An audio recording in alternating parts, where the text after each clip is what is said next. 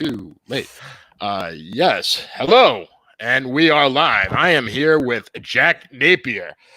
He is you probably know him either from Saving Gotham or from the many porn movies he's done. He's a very busy guy. He's all over the internet. Google him. He's done a lot of work. He's met a lot of women. He's put a lot of criminals in jail. Very interesting young man. Unfortunately, he is 10 time zones away from me. So we have. I'm not even going to say what time it is here. It's what is it? What was it? Half past. What's that expression? Half past 30 or zero dark 30 is what it is here. Zero dark 30. And it's I don't know, like 10:30 where you are or something like that. 9:40. 9:40. Okay. Anyway, Jack is kind enough to give me some of his time because this is kind of going to be an interview thing. We didn't have really time to sketch it out, but I'm going to pick his brain and get his comments on life and I hate to use the overused phrases like the red pill in game, but whatever the hell you want to call it, the manosphere or whatever. Jack, why don't you just take a few seconds or a few minutes and just tell us really about yourself. You can leave out the porns and porn and Saving Gotham. Oh man, the first time I found that out, that there's a porn star out there that is called Jack Napier, I was like, oh god, this is gonna get used against me, isn't it? But okay, luckily we don't look alike, so that's a good thing. Well, Jack, it could have been worse. It could have been a gay porn star. That would have been really rough. That could have been really rough. I mean. Clary would have a field day with that. The memes would never end. Well, I think there is a gay porn star named Aaron Clary, but anyway, I could be wrong. Isn't that the author himself? Yeah, I mean, so you of course you chose the name from the famous or infamous character of Batman. But the last name. Only the last name, actually. Jack is actually my nickname. Okay. Which I got. My God, how old were we? The legal drinking age back then in the Netherlands was 16. No shit. Yeah, back when I was young, it was 16. But of course, you do some things that aren't really kosher. But there was Jack Daniels involved, and there was a party of the back then would become girlfriend of my best friend. And I was holding a bottle of Jack Daniels, and her father was walking around, and he saw me walking around, and he walked up to her. He's like, "Where's Jack?" Who? Jack. The guy with the Jack Daniels bottle, and it stuck. It stuck, yeah. It stuck. And I was like, I like Sparrow and I like Skellington, but Napier's way cooler. And not everybody knows it. And I was like, you know what? I'll just go with Napier. Because, well, Joker is one of the best, if not the best, comic book villains out there. Well, now definitely, because, and also, well, I mean, that's kind of like we at another time, because it's kind of been talked to death, but the recent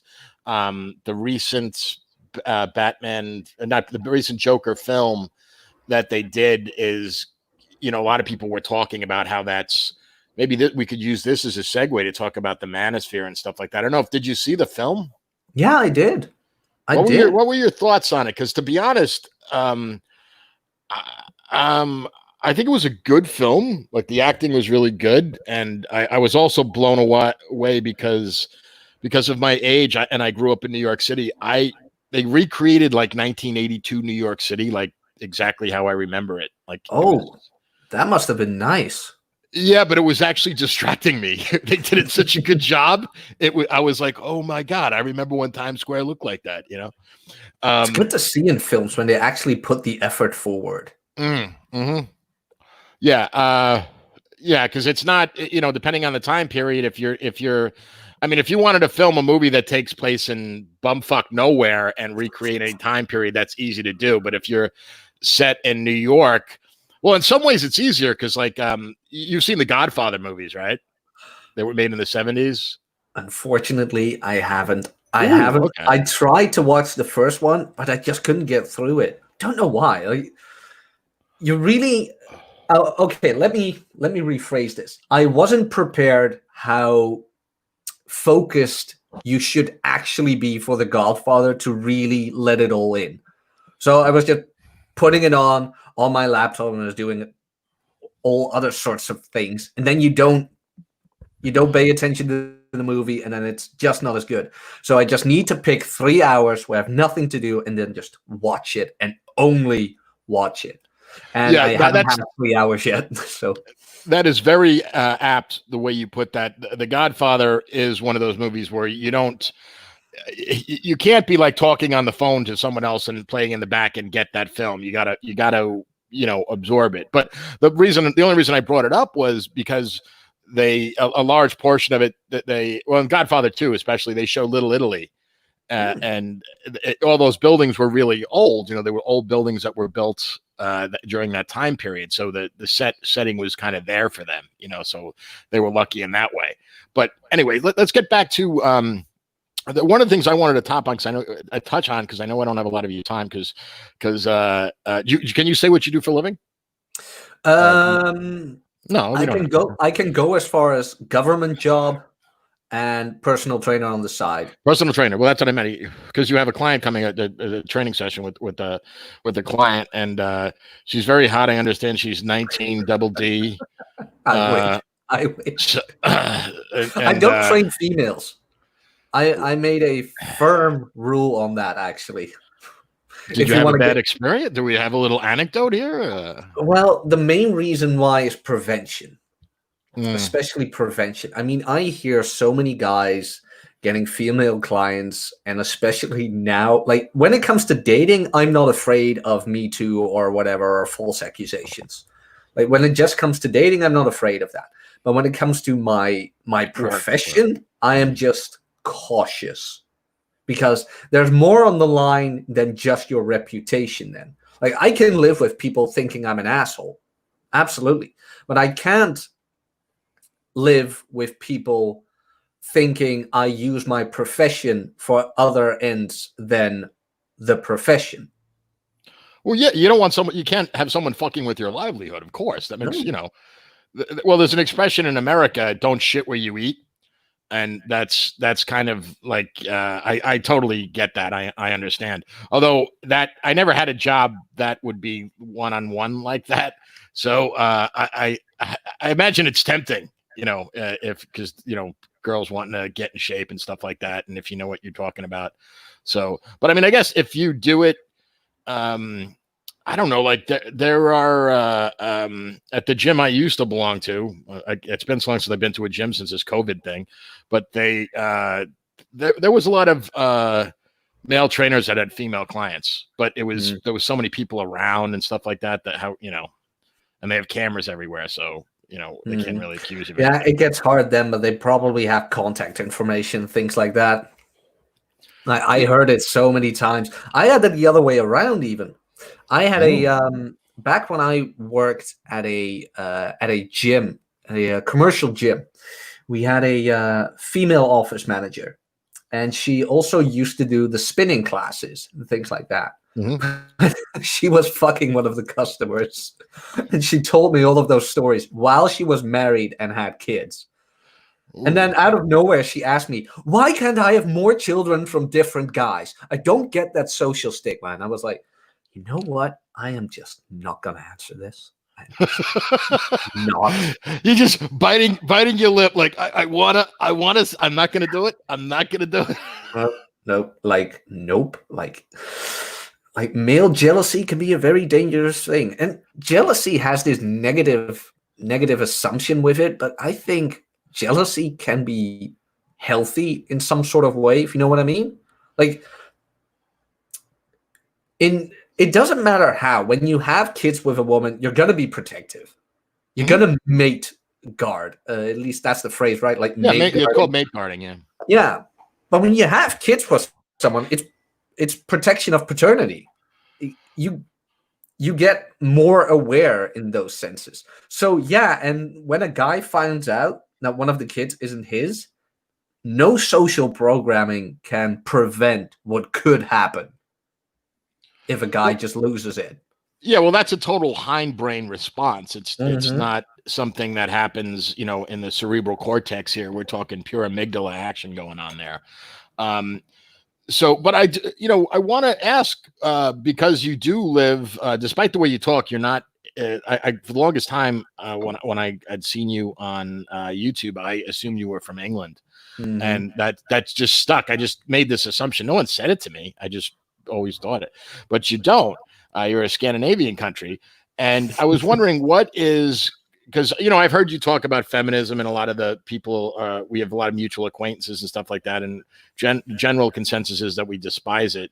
I was wondering, from talking to a lot of Americans, do you get a sense that feminism is different here, or pretty much the same, or different in some ways, same in the others? Well, first, it's not Scandinavia, it's Dutch. But you're the third one who makes that assumption. Like Ryan did it, John did it. Everybody keeps thinking I'm Scandinavian. Like, I'm not that blonde. Well, no, but I thought Denmark is part of Scandinavia, isn't it? No. Like you have the Netherlands, which is called Dutch, which is next to Germany, and above Germany is Scandinavia. And then you have Denmark and Sweden and things like that. So the Netherlands is just above Belgium. Oh, and that wouldn't count as Scandinavia. Okay. No. Scandinavia is way more up north. Way more up north. It's funny actually, because the Dutch were like a giant force in trade, like in the 17. Is that the 1700? I think it was the 1700s. Like that's who financed the. They financed the American Revolution. I think they paid for our Navy. We had to borrow the money from them. Could be. I do remember we were mostly responsible for the East Indian Trading Company. That I do remember, like the golden age of the Netherlands, things like that. It's a pretty fascinating history. New York City is named after the Dutch. Yeah, I know. We sold it for $2, I believe, something like that. I think you bought it from the Indians for like a bag of beans. So I mean, you kind of made out on the deal if you think about it. So yeah, karma does exist. Yeah, so it's not bad. But about the feminism thing? Yeah, do you notice a difference at all, or you think it's just women are women no matter where you go, or what? That's a good question, and it's going to take some time to actually properly express how I feel about that. The thing is, when you look on the internet, it isn't much different. When you look at the Dutch precautions or the steps taken or the American ones. Now, America is amplified to the max. Like, we're going to turn this one up to 11. But when it comes to the Netherlands, we get these small things right now. Like, we're going to rename street names because too many street names are named after guys. In Amsterdam, there was now Beyonce Street and things like that. I'm like, first of all, Beyonce wasn't Dutch. Second of all, she's accomplished nothing but make an album. Like, okay, she's popular for her music. Good on her. She's probably musical, but it's not like she invented something so that advances the human race so much that life will never be the same again. She made music. There's nothing stunning and brave about that. At least not in America. If it was North Korea, okay. But like, when you make it big in North Korea when it comes to music, I commend you, but not in the States. But things like that. So when you look at the news, look at the news and the internet, then you can find a lot of small feminist changes. When it comes to female behavior, I do tend to see, but it could be because I live up in the north of the Netherlands, and it's a bit, how do I describe it? More rural? No, it's a bit closed off from the West, like, which is funny. Like, everybody always speaks of the European Union, but we still talk about krauts.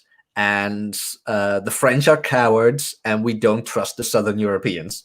Like, it's all still stigma and stereotypes and things like that. And then somebody comes along, we're the European Union. I'm not French. I'm a European. And we just, nope. We still don't care about you. We're Dutch. Well, actually, I read an article about that about a month ago, and it was about how someone was predicting that the reaction of the COVID-19 crisis or pandemic, whatever you want to call it, was showing the holes in the whole European Union thing, because when times got tough, apparently everybody was like, "F you, you're all on your own." You know, yeah. Italy is a very good example. Like Italy was running out of resources, and they asked for a budget from the union, and the union just said, "Well, no." And now Italy is pretty pissed off. Yeah, that's right. They were the hardest hit, I think, right? Yeah. Like per capita, they really got it. Yeah, I mean, it was kind of scary there for a while. Yeah. Yeah, absolutely.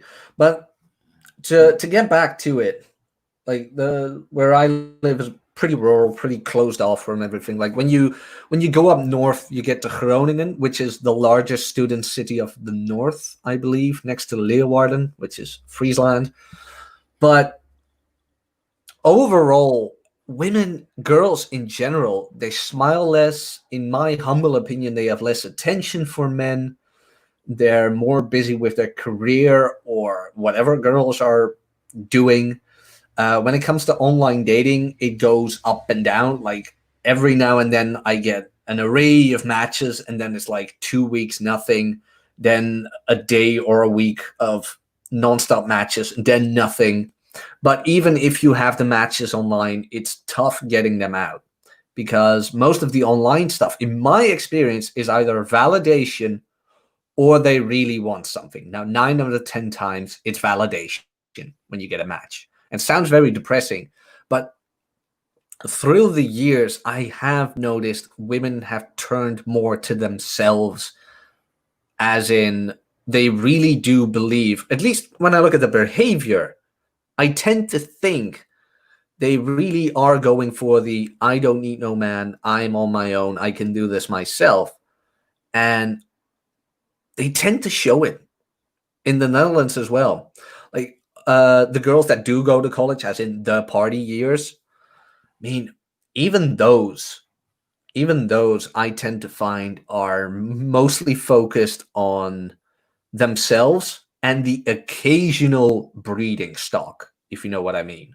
Like the occasional, every now and then I get a match at 10 p.m. at night. Okay, come over, we're done, bye. And you never hear from them again. Really interesting. You know, it's fascinating to me because, you know, speaking to young guys like you who are in their 20s, because I'm 50, by the way. So, really? Yeah. And it's fascinating because I remember what dating was like before the smartphone. I remember what dating was like before everybody had cell phones. I remember, like, when I was a teenager, cell phones were something that you had in your car. You know, they weren't like something you walked around the big with. bricks. Yeah, it was like something you hooked up into your car, because if it wasn't hooked up to your car battery, only had like 30 minutes of talk time on it or something. You know, it was one of those kind of things. But it seems like that is what radically changed it. And I actually, you know, speaking to young guys now, like, I mean, you're pretty successful women. You're a good looking guy. You're outgoing. You're in good shape. I mean, you're personal trainer, for God's sake. So, you know, you keep. I have to. Like, seriously, fat personal trainers. No, I can't take them seriously. Yeah, that'd be like a financial advisor that lives in like a trailer park, though. Yeah. So, but I'm just saying that, like, you know, for the average guy, like, I guess when I was your age, it was such a different world. Like, if you lived in a large city, in like New York, I've told the story several times. People who've followed me over the years, I remember when I was like in my late 20s, and had gone back to New York for holidays or something. I was meeting up with friends, and I hadn't been back to the city in a while. And New York, unlike Seattle, has way more men than women because it's a tech city. So, you know, men tend to travel more for work. And also those types of jobs tend to be more male, you know, computer coders and that kind of thing. You know, Get more women into STEM. Yeah, more. Yeah, I don't get me started on that. But anyway, so I'm going back, but I still did okay in Seattle, and you know, in my 20s, because I really worked at it. But that's when I went to New York, I remember I was hanging out with my buddy, and we were watching. I think it was a basketball game, a Knicks game, and we were just hanging out watching the game. And girls just were coming up to us, starting conversations. Like, it was zero effort. And every time I went back to New York and went to Chicago, the same thing happened. I never had to approach. The girls would make some bullshit excuse to start a conversation, and I would just and that it was on. You know, like they would, and they weren't starting conversation with you if they didn't think you were cute. And you know, it wasn't like you were definitely going to get laid, but you know what I mean. Like it was. There I mean, a was lot at of times least an opening. At least there was social interaction. Now I Yeah. have to say, I'm not a big guy on going out. I can't stand the music, and it's way too late always when it gets crowded. But when I did go out, which is when was the last time I really went out? Can't even remember. But every before the virus, so it has to be like 5, 6 months ago. Yeah, but even before that. But every now and then, and it's rare, you get this one girl who puts herself in your orbit. Mm-hmm. She kind of follows you around, or she keeps looking at you, things like that. Like on a rare occasion I've had it, they actually opened me.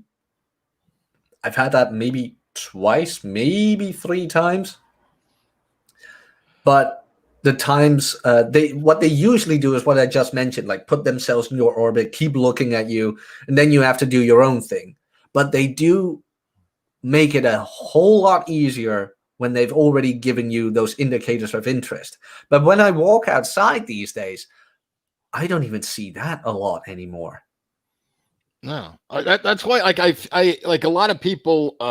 I notice they're talking about, you know, they're successful with women, and you know they're saying to these guys, you know, man up, and you know, just do the work, and you can get the girls. And I'm thinking that was true in my day. Like, to be honest, you didn't really have to do much. It was just, I mean, you know, and the mindset of women was different.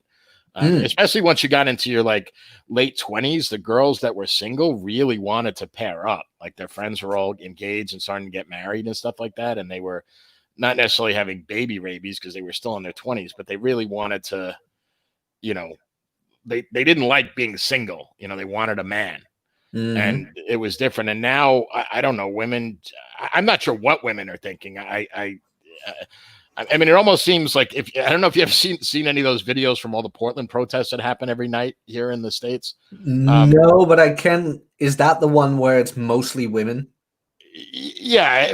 Well, it's, women in the broadest definition of what is a woman. I mean, I'm not sure what some of these things people are. I mean, you know, but it almost looks like some women are actually, I don't know if this happens in your country, but it almost seems like women are trying to make themselves look less attractive. Yeah, that is happening. That is happening as well. Like out of shape. Like, it's a good point to hit on. Like you just mentioned, personal trainer, in shape, etc. You know how hard it is to find a girl who shares those values, like shares the value of a healthy lifestyle, like at least work out twice a week for an hour.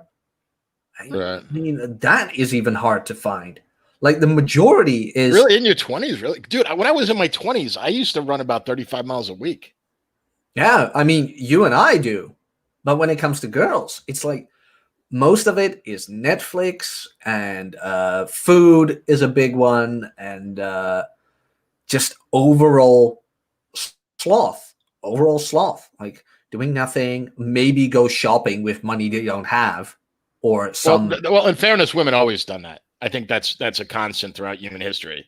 But I remember like when I was in my 20s, like working out was, all the girls worked out. Like, and the gym I went to, it's not the gym I went to in my 20s. It's gone now. But I remember the guys, like the treadmills that were on this mezzanine, and I used to always run on the treadmill, and the girls used to always do the aerobics, and they used to, you know. It was very motivating to stay on the treadmill for the whole hour because I got to watch the aerobics class. So it was great inspiration that way. But the girls all worked out. They weren't into weight training like I see some girls are into now too much. There was very few girls that did weights back in those days. But aerobics and spin classes were all the rage back then. Well, not the last time I did go to like a commercial gym, or at least the gym I had a subscription, most girls who were with the aerobics classes were middle-aged women, not even the younger ones. Yeah. So the girls that I remember, those were the same ones that, you know, still doing it probably. So the young ones, I guess, I don't know what I'd be curious. I'd be curious if anyone had actually done like demographics, like over the last 20 years, on the male female breakdown and age group of people who attend gym. Like what age group has gone up or down, and what gender has gone up or down in attendance. Because you'd be too young to to know that. In the gym I worked out most recently, it was a 24-hour gym, Anytime Fitness. So I would always go off hours on purpose because I hate waiting for fucking equipment. But that's yeah, that's why I'm glad I have it all here. Like, yeah, but all that, yeah, you're way ahead of the game. But I do remember that there was in my 20s, it seemed like it was pretty 50-50. But just the types of exercises were different. But there were, the aerobics classes were like 99% women. There'd be a couple of guys in there that would try it, but it was almost all women, and there was a lot of them. And now I guess they're just, I mean, are they trying to do aerobics, but they're just too fat now? I don't understand. I don't know. Man, no, mostly middle-aged women trying to be healthy.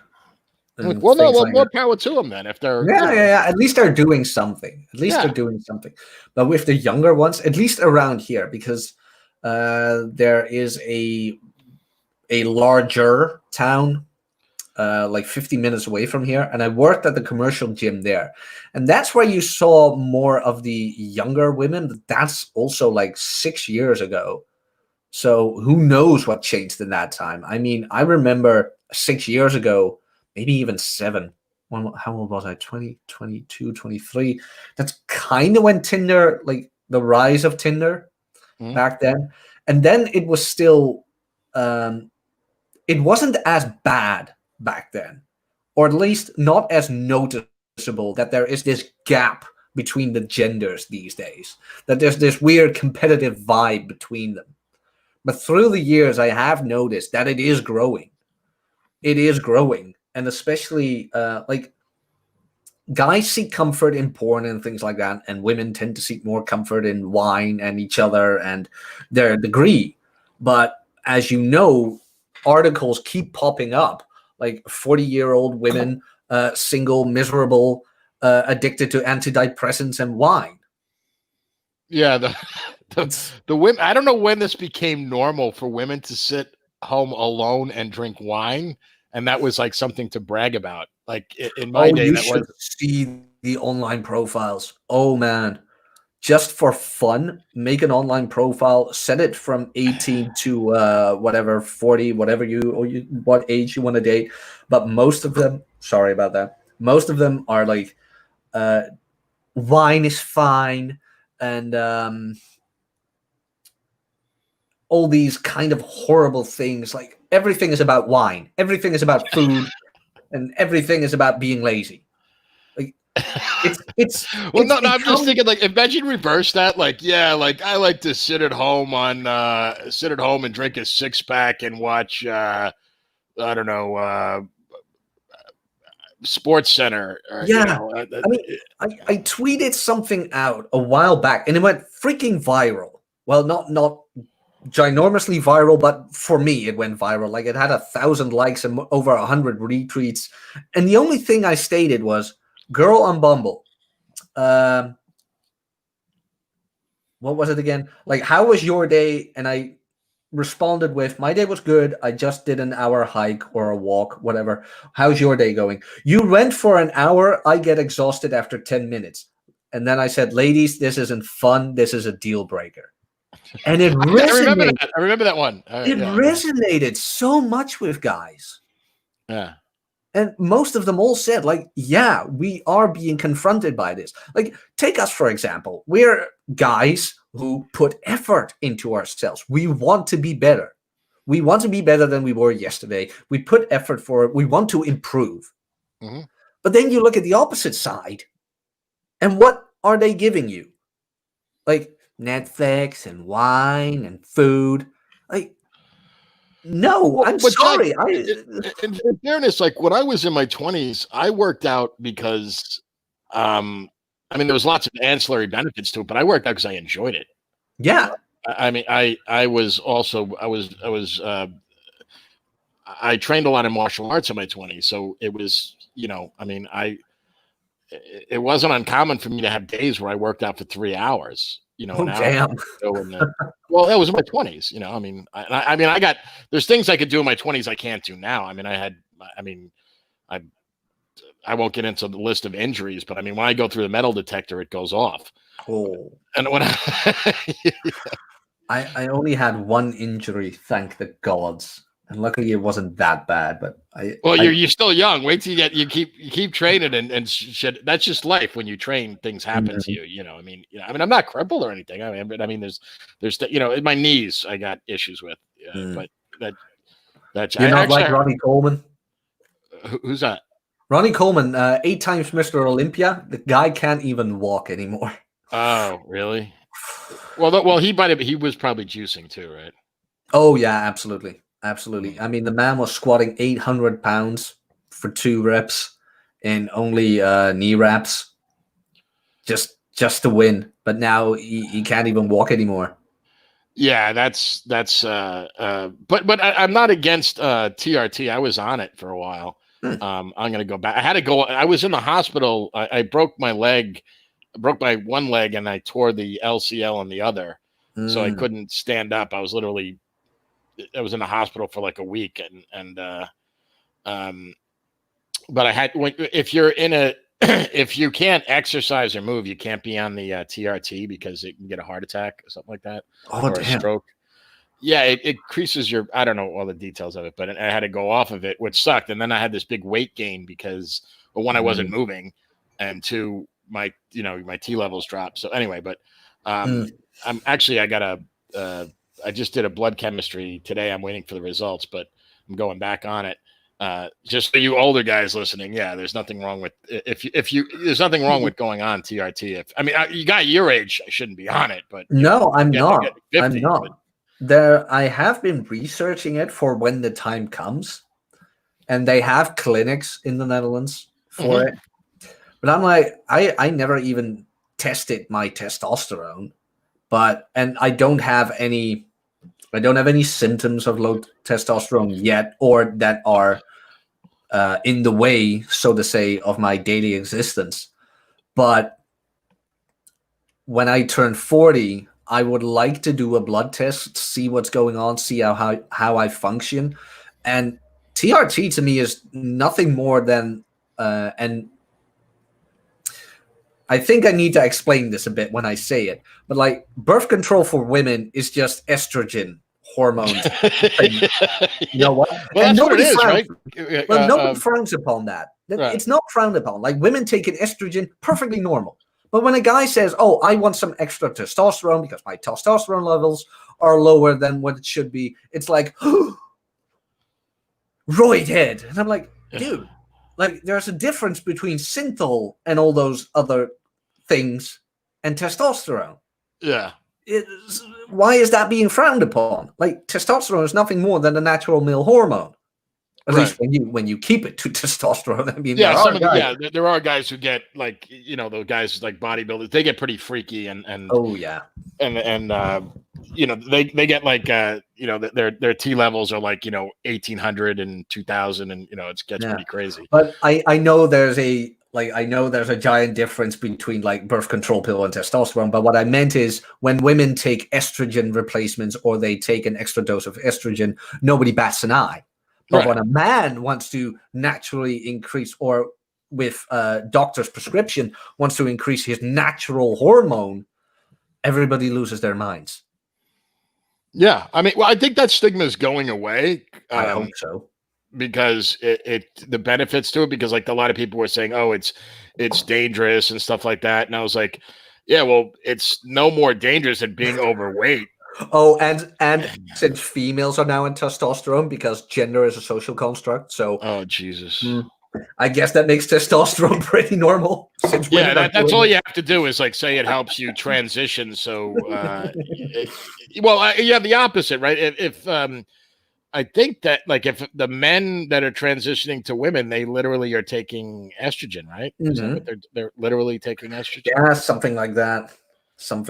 I think it's a very complicated process.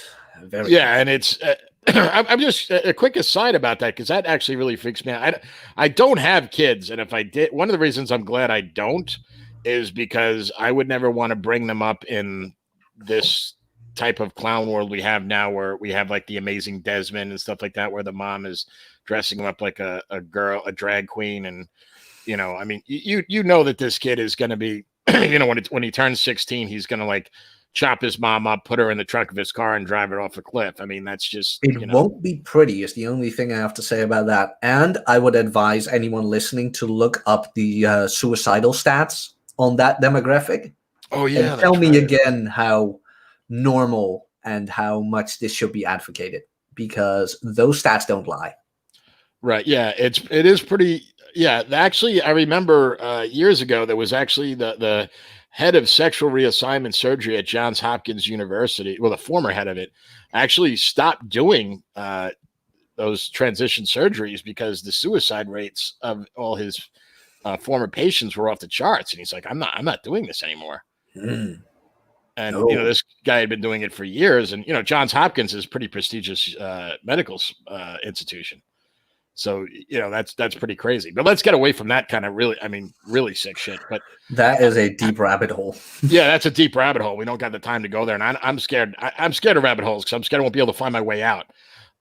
It's kind of like scuba diving in ice. I mean, when you cut a hole in the ice and go scuba. Have you been scuba diving? That's fun. No, not yet. Does sound interesting, although very frightening as well. So maybe that's why I should do it.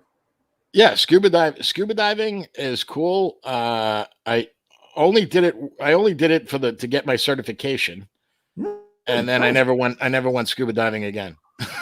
I did it because I was afraid of it, and then just did it. I did it like just to like, if you're afraid of something, do it. I always say, like, I always give advice to guys if they're stuck on something. I says, find something that you're afraid of and go do it. Oh, absolutely. 100% agree. Yeah, and that's what I mean, within reason. I mean, if you're afraid of robbing banks and getting stolen, but like for example, I've always had a fear of flying, and so I went and trained to get my pilot's license. That was just like something like that. So that's or same with scuba. I was always nervous about that, so I said, "Fuck it," I did that just to do it. That's pretty neat.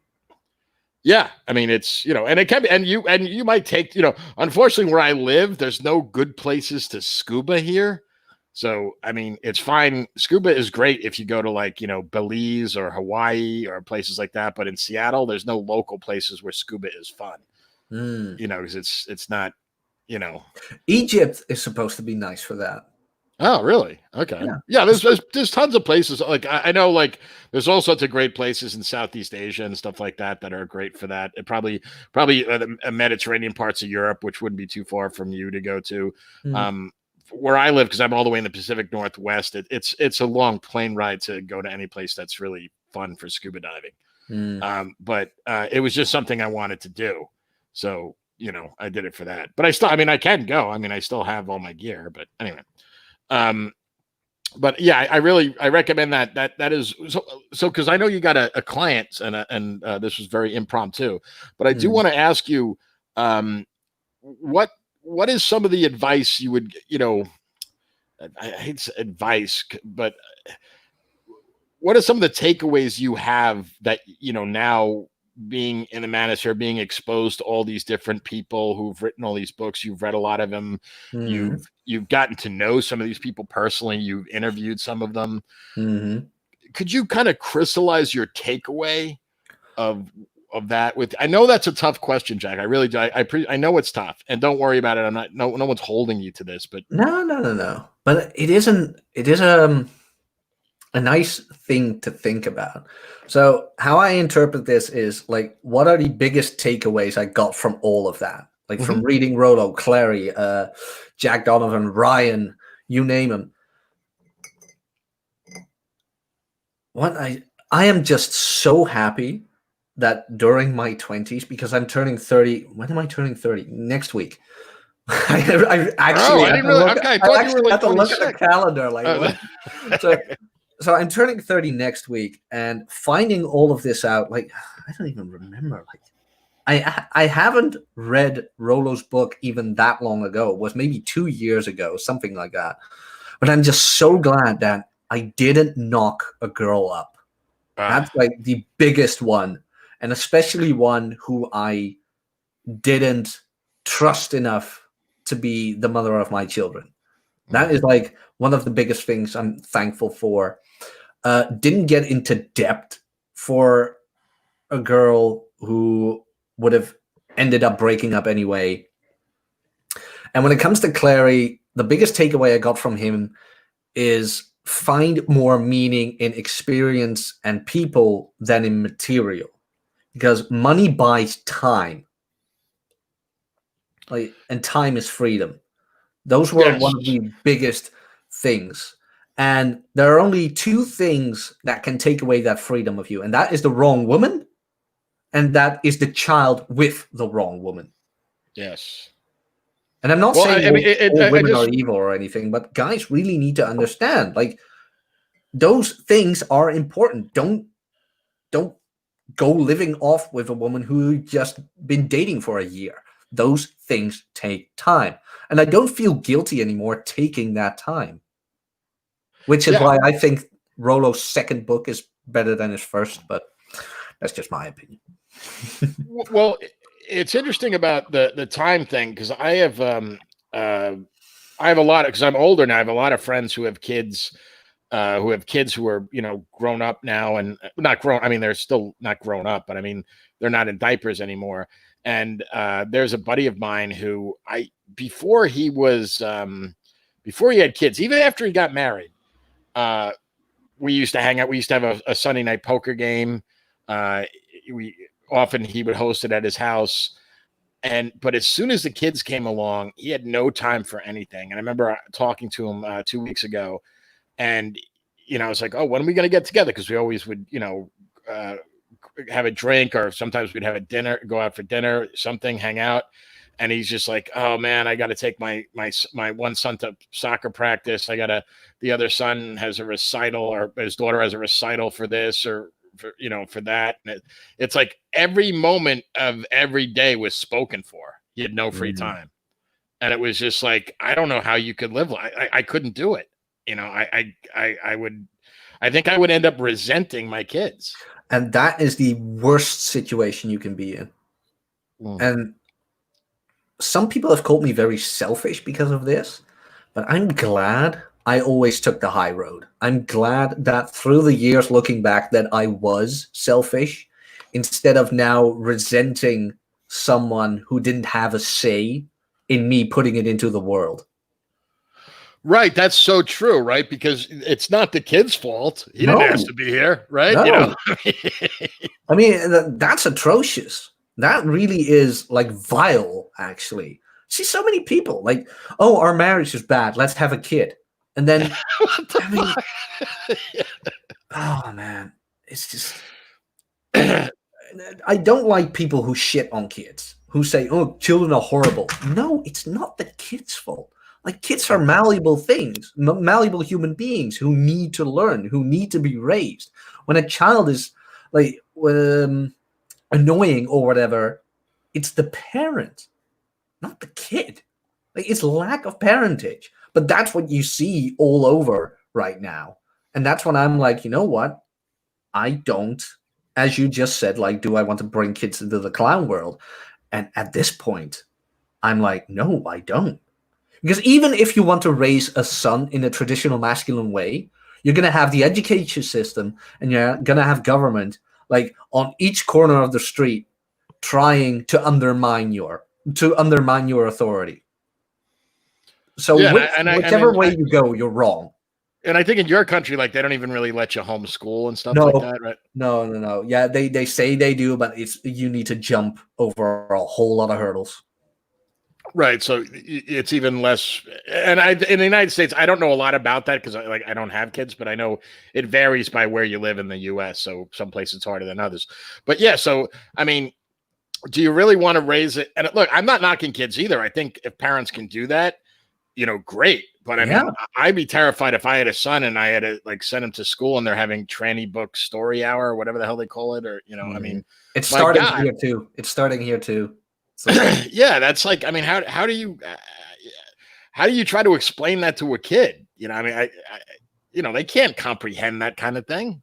No, but imagine you as a parent being against that, and then the entire education system is for that. So you as a parent go to that school and say, I don't want my son to be taught this. And then they have the authority to say, well, you are preventing your son from being educated. Child custody services. Yeah. They have that power. And I won't say it will happen, but it can happen. So when you decide to do those things as a young guy, think about that. Like, take it into calculation. That it can happen.